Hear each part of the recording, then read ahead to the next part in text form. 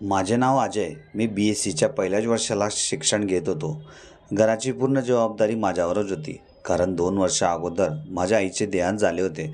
म्हणून घरात झाडू पोछा असो किंवा स्वयंपाक करणे असो, ही जबाबदारी कॉलेज करून आल्यावर मलाच पार पाडावी लागत असे. कारण वडील नोकरीवर होते, त्यांना हे करणं शक्य होत नव्हते. एके दिवशी मला या घराची जबाबदारी घेत घेत भरपूर ताप आला आणि त्याच वेळेस डॉक्टरांनी मला टायफॉईड झाल्याचे सांगितले. मी 8 दिवस दवाखान्यात ॲडमिट होतो. जेव्हा मला त्या ठिकाणाहून डिस्चार्ज मिळाला तेव्हा माझ्या लहान काकांनी वडिलांना दुसरे लग्न करण्यासाठी आग्रह केला.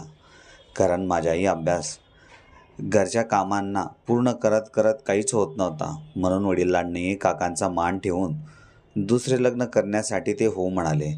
मग लहान काकांनी व आत्यांनी मिळून वडिलांसाठी परराज्यातील एक बाई शोधली. तिलाही एक मोठी मुलगी होती. ती माझ्याहून 2 वर्षांनी मोठी होती आणि ती पण BScच्या लास्ट इयरला शिक्षण घेत होती. मग एका महिन्यातच वडिलांचे लग्न ठरवण्यात आले आणि माझी सावत्र आई आमच्या घरात आली. माझ्या सावत्र बहिणीचे नाव अंजली होते आणि माझ्या आईचे नाव आशा होते. अंजली ही फारच चंचल व मनमोकळी स्वभावाची मुलगी होती. ती या अगोदर ज्या कॉलेजमध्ये शिकत होती त्या ठिकाणी तिचे 2 बॉयफ्रेंड होते, पण आता ती माझ्याच कॉलेजमध्ये शिकण्यासाठी आली होती. अंजली दिसायला खूपच सुंदर आणि ब्युटिफुल होती. तिला आमच्यात असलेल्या नात्यांबद्दल काहीच माहिती नव्हते, पण तिच्या या चंचल स्वभावामुळे आणि मनमोकळेपणाने बोलण्यामुळे तिने 2च दिवसात कॉलेजमध्ये नवीन बॉयफ्रेंड बनवला होता. ती माझ्यासमोरच त्या मुलासोबत गळ्यात हात टाकून कॉलेजवर फिरत असे. तिला थोडं मराठी बोलायला जमत नव्हते, म्हणून ती कधीकधी माझ्याजवळही हिंदीतच बोलायची. आता घरातील सर्व कामे माझी सावत्र आई व अंजली पाहू लागल्या होत्या. आमचे घर डबल मजली होते. खाली एक रूम होता आणि वरच्या माळ्यावर एक रूम होता. मी व अंजली वरच्याच माळ्यावर झोपत असे. एके दिवशी मला बाहेर मित्रांसोबत वेळ घालवल्यामुळे घरी यायला उशीर झाला. मी सरळ दाराला कुलूप लावून वरच्याच रूमवर गेलो. मला वाटले यावेळेस अंजली ही झोपली असावी, पण रूममध्ये आल्यावर समोरचे दृश्य पाहून मी आश्चर्यचकितच झालो. कारण अंजली ही समोर मोबाईल ठेवून डान्स करत होती. अंजली तिच्या बॉयफ्रेंडशी व्हिडिओ कॉलवर बोलत होती आणि ती आपल्या शरीरासोबत असे वेगवेगळे चाळे करत होती ते मी तुम्हाला सांगूही शकत नव्हतो. कारण तिने यावेळेस गाऊन घातलेला होता आणि अचानक नाचत असताना तिची नजर माझ्याकडे गेली. ती त्याच वेळेस थांबली आणि मला म्हणाली, "अरे अजय, ऐसे बाहर क्यों खड़े हो? इधर बैठो और मेरा डान्स देखो, मैं कैसी नाचती हूँ." मी शांततेत पलंगावर बसून तिच्याचकडे पाहत होतो आणि ती नाचत असताना तिच्या होणाऱ्या हालचालीकडेच माझं लक्ष होतं. केव्हा केव्हा मला तिचा डान्स पाहून तिच्याकडे पाहण्याची इच्छा होत नव्हती, पण तिच्या शरीराच्या हालचालीमुळे तिचे हलणारे बाकी अवयवांकडेही माझे लक्ष टिकून होते. त्यानंतर तिने फोन कट केला आणि ती चिटकूनच माझ्या शेजारी बसली. मग मी तिला म्हणालो, "दीदी, आप ऐसे वीडियो कॉल करके किसके सामने नाच रही थी?" तेव्हा ती मला म्हणाली, "अरे वो आकाश है ना, मेरा बॉयफ्रेंड. उसे मेरा डांस बहुत पसंद आता था, इसलिए मैं उसे वीडियो कॉल करके अपना डांस दिखा रही थी." "अजय, तुम क्यों नहीं कॉलेज में किसी लड़की को पटाकर अपनी गर्लफ्रेंड बना लेते हो?"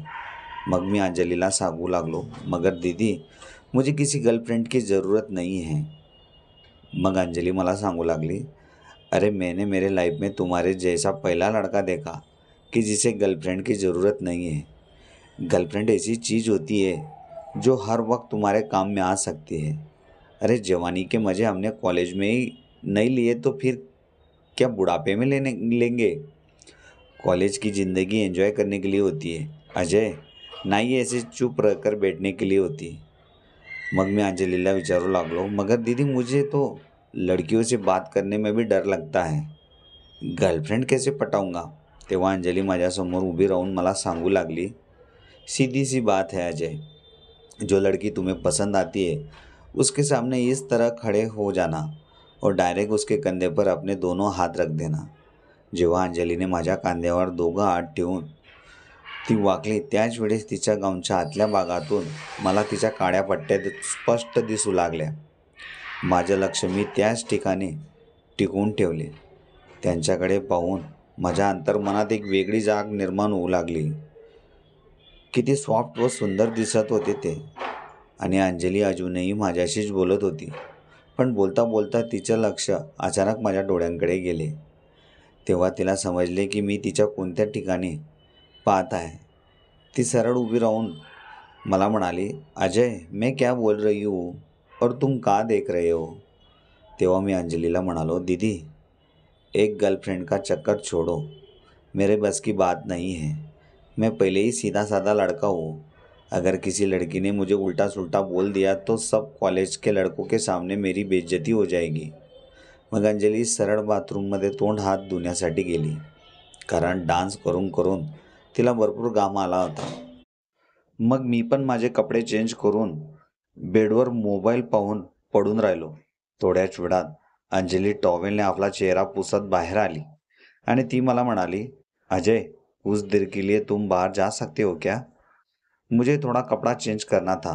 मग मी अंजलीला हो म्हणालो आणि रूममधून बाहेर आलो. पण अंजलीने रूमचा दार लावलाच नव्हता. ती त्याच ठिकाणी उभी राहून तिने आपल्या अंगावरील गाऊन काढून टी शर्ट घातला आणि हे सर्व दृश्य मी बाहेर उभा राहून लपून पाहतच होतो. अंजली जेवढी सुंदर बाहेरून दिसत होती तेवढीच आतूनही सुंदर दिसत होती. मग तिचं काम झाल्यानंतर तिने मला आवाज दिला, अजय, मेरा काम हो गया है, आ जाओ अंदर. मी रूममध्ये आल्यावरही माझ्या डोळ्यासमोर तिचंच चित्र फिरत होतं. खरंच गर्लफ्रेंड असावीच असं मलाही त्यानंतर वाटू लागलं होतं. आता रात्रीचे 11:30 वाजले होते. मलाही झोप लागत होती कारण सकाळी कॉलेजला लवकर उठून जावं लागत होतं. काही वेळाने माझेही डोळे लागले. पण अचानक मला कोणाच्या तरी कुजबुज करण्याचा आवाज जास्तच येऊ लागला होता. म्हणून मी हळूहळू माझे डोळे उघडले आणि शेजारी मी मान वळवून पाहिले तेव्हा अंजली तिच्या बॉयफ्रेंडशी व्हिडिओ कॉलवर बोलत होती. पण ती बोलत असताना मध्येच वेगळाच आवाज करून ती बोलत होती. काही वेळापर्यंत मलाही काही समजले नाही, ही अशी का करत आहे. पण जेव्हा मी अंजलीला वर खालून न्याडून पाहिले तेव्हा मला दिसली की अंजली फोनवर बोलता बोलता आपल्या शरीरासोबतही वेगळे चाळे करत होती. तिला असं करताना पाहून माझ्या अंतर्मनात एक वेगळीच तरंग निर्माण होऊ लागली होती. साधारणतः 1.5 तासापर्यंत अंजली फोनवरच बोलत राहिली. मग जेव्हा सकाळी माझे डोळे उघडले तेव्हा अंजली त्या ठिकाणी नव्हती. आता सकाळचे 6:45 वाजले होते. असेही कॉलेजला मला 7 वाजेला निघावेच लागायचे. म्हणून मी डायरेक्ट कपडे काढून बाथरूमच्या दिशेने गेलो. जेव्हा मी बाथरूमच्या दाराजवळ येऊन पोचलो तेव्हा समोरचे दृश्य पाहून माझ्या पायाखालची जमीनच सरकली. कारण अंजली उभी राहून आंघोळ करत होती. पण तिच्या पाठीकडचा भाग माझ्याकडे होता. तो भाग इतका सुंदर व गोरा होता की असं वाटत होतं आताच अंजलीला मागून मिठीत घ्यावं.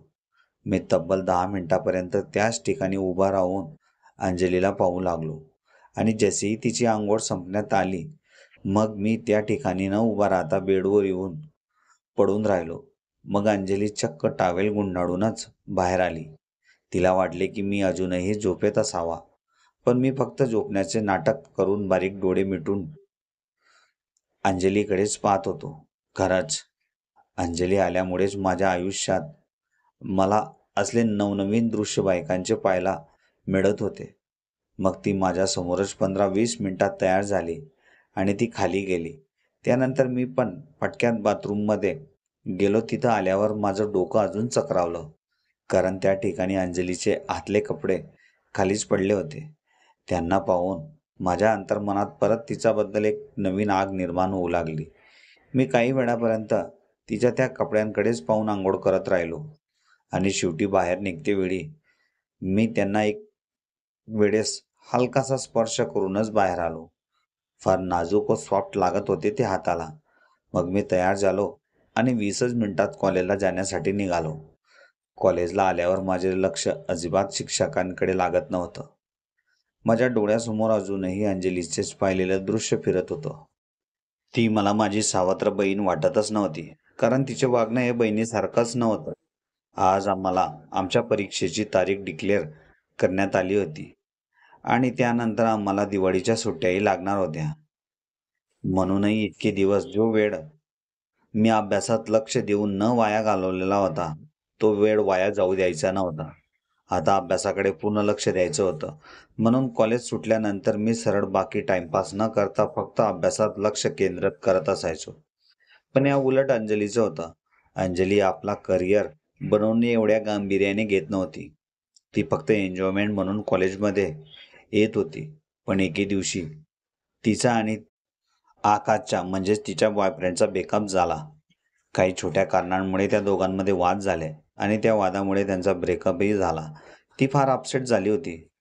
घरात अगदी मनमोकळेपणाने राहणारी अंजली आता एकदम दुःखी राहू लागली होती. 2-3 दिवस ती तशाच पद्धतीने घरात वागू व राहू लागली होती. आता तर ती माझ्याशीही अगदी कमी बोलू लागली होती. एकदा रात्री आम्ही दोघंही एकाच टेबलवर बसून अभ्यास करत होतो. तिच्या डोळ्यातून अधूनमधून अश्रू वाहत होते. तेव्हा मी अंजलीला विचारले, दीदी, मैं तुम्हें 2-3 दिन से देख रहा हूँ. तुम काफी अपसेट और नाराज लग रही हो. क्या हुआ? किसी ने डांटा क्या तुम्हें? तेव्हा अंजली मला सांगू लागली, मेरे साथ बहुत गलत हुआ अजय. मैंने जिस पर जान से भी ज्यादा भरोसा किया उसी ने मुझे धोखा दिया. उसने मेरा सब कुछ लूट लिया और मुझसे थोड़ी खूबसूरत लड़की मिलने से मुझे ठुकरा दिया. तेव्हा मैं अंजलीला म्हणालो, अच्छा हुआ दीदी, मैंने कोई गर्लफ्रेंड नहीं बनाई. नहीं तो वो अगर दूसरे के साथ चली जाती तो मुझे भी काफी बुरा लगता. दीदी, तुम पढ़ाई की और ध्यान दो. छोड़ो, जो बीत गया उसे मत याद करो. तेव्हा अंजली मला सांगू लागली, अजय, तुमने किसी से सच में प्यार नहीं किया है ना, इसलिए तुम मेरा दर्द समझ नहीं सकोगे. मैंने उसके साथ बिताए हुए हर लम्हे, हर वो दिन मेरे आंखों के सामने से गुजर रहे हैं. उसे भूलने की कोशिश भी करूं तब भी मैं उसे भुला नहीं सकती. आज 3 दिन हो गए, अभी तक उसने मुझे फोन भी नहीं किया है और मैं उसे इस 3 दिन में कम से कम 30 बार फोन कर चुकी हूँ. सब मतलबी लड़के रहते हैं. जब तक उसको मेरे साथ रहकर आनंद मिल रहा था तब तक उसने मेरा साथ बहुत मजे किए. अब मेरी जगह उसको दूसरी लड़की मिल गई तो मुझे भूल गया. मुझे उसकी बिल्कुल भी याद नहीं आती है, मगर उसके साथ बिताए हुए जो पल थे वो बार बार मुझे सताते हैं. वह पल मैं दोबारा वापस पाना चाहती हूँ. अगर वह पल मुझे नहीं मिले तो मेरे तन बदन में आग सी लग जाती है. इसलिए मुझे बहुत बुरा लग रहा है. आता रात्रीचे 11:30 वाजले होते. बाहेर थंडीचे वातावरण असल्यामुळे थंडगार वारे वाहत होते. मी आणि अंजली सोबतच एकाच टेबलावर बसून अभ्यास करत होतो. ती अजूनही रडतच होती आणि मी पण माझ्या अभ्यासात लक्ष देऊ शकत नव्हतो. आणि 11:45 वाजेच्या सुमारास अचानक लाईट गेली. घरात सर्वत्र अंधार झाला. मी मेणबत्ती घेण्यासाठी जागेवरून उठतच होतो त्याच वेळेस अंजलीने माझा हात पकडला. मग मी तिला म्हणालो, दीदी, कुछ चाहिए था क्या आपको? आपके लिए पानी लेके आऊं क्या नीचे से? तेव्हा अंजली मला सांगू लागली, अजय, इस वक्त मुझे कुछ नहीं चाहिए, मुझे खाली तुम्हारा साथ चाहिए. तेव्हा मी अंजलीला म्हणालो, मैं हर वक्त तुम्हारे साथ हूँ. तुम मुझे बताओ मैं तुम्हारे लिए क्या कर सकता हूँ, क्योंकि आज तुम बहुत दुखी हो चुकी हो.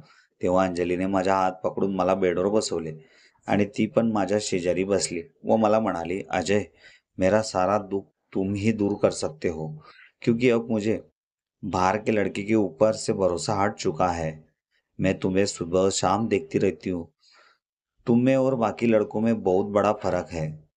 तुम काफी समझदार हो और मुझे पक्का यकीन है कि तुम मुझे खुश रख सकते हो. तेव्हा मी अंजलीला म्हणालो, दीदी, तुम क्या कहना चाहती हो? मैं कुछ समझ नहीं पा रहा हूँ. सच में कुछ चाहिए तो तुम बताओ, मैं अभी लाके देता हूँ. तेव्हा अंजली मला म्हणाली, तुम सच में बहुत बड़े बुद्धू हो, इसलिए तुमसे कोई लड़की नहीं पटती, ना ही तुम पटा सकते हो.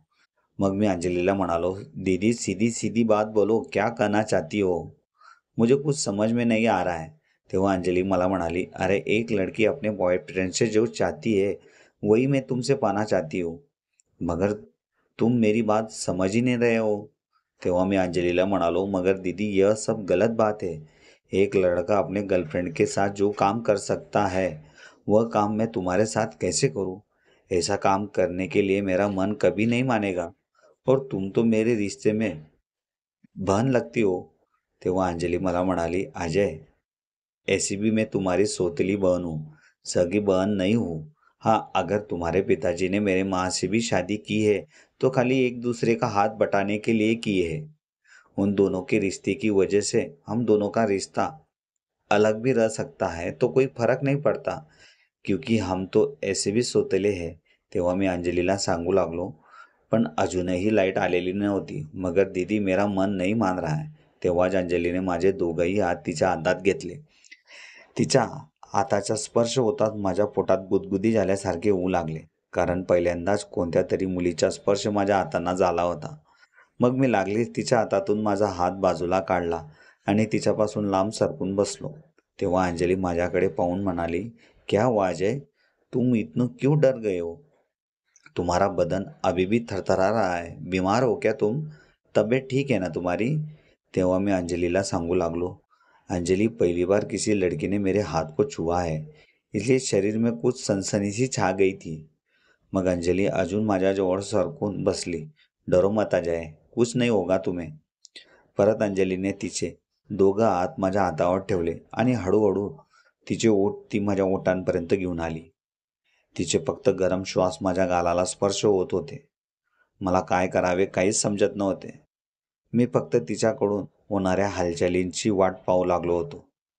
मग अंधारातच तिने आपल्या अंगावरील टी शर्ट बाजूला केले आणि तिचा हात माझ्या अशा ठिकाणी स्पर्श केला, त्यामुळे माझ्या अंतर्मनात त्या क्षणात एक वेगळी जाग निर्माण झाली. मी लागलीच अंजलीला माझ्या मिठीत घेतले. तब्बल अर्ध्या तासापर्यंत आम्ही एकमेकांच्या मिठीतच राहिलो. आता अंजलीलाही कंट्रोल होणे शक्य होत नव्हते, म्हणून तिने लागलीच तिचे ओठ माझ्या ओठांवर टिकवले. आम्ही एकमेकांच्या मिठीत असूनही आमचे ओठ एकमेकांच्या ओठांवरच टिकून रस चाखण्यात व्यस्त झाले होते. अजूनही घरात अंधार होता. मग मी अंजलीला बेडवर झोपून तिच्यासोबत भरभरून प्रेम केले. रात्रीच्या 3 वाजेला आम्ही जागे राहून एकमेकांसोबतच प्रेम करत राहिलो होतो. तेव्हा अचानक लाईट आली आणि अंजलीचे समोरचे दृश्य पाहून मी माझे भानच हरपलो. आता अंजलीनेही बॉयफ्रेंडच्या कॉलेजमध्ये नाद सोडला होता. आता तिचं माझ्यावर जीवापाड प्रेम झाले होते, कारण बाहेरच्या मुलांची ती फक्त फोनवरच बोलू शकत होती आणि मी तर तिच्यासमोर सकाळ, दुपार, संध्याकाळ व रात्री राहत असल्यामुळे तिच्या मनात जेव्हा यायचं तेव्हा ती माझ्यासोबत भरभरून प्रेम करायची. आता आमच्या दोघांचेही नित्यनियम झाले होते. जेव्हा वेळ मिळेल तेव्हा मी एकमेकांसोबत भरभरून प्रेम करायचो. अंजली मलाही खूप मनापासून आवडायला लागली होती, कारण तिच्याचमुळे मला गर्लफ्रेंडचा सहवास मिळाला होता. वडिलांनी लग्न सावत्र आईशी केलं होतं, पण सावत्र बहीणच माझी गर्लफ्रेंड होईल याची मी कल्पनासुद्धा केली नव्हती. परीक्षेत आम्ही दोघंही नापास झालो होतो, कारण अभ्यास कमी आणि एकमेकांसोबत भरभरून प्रेम जास्त होऊ लागलं होतं. अशा प्रकारे रात्रीच्या अंधारात सावत्र बहिणीने एक वेगळंच नातं जपणं शिकवलं होतं.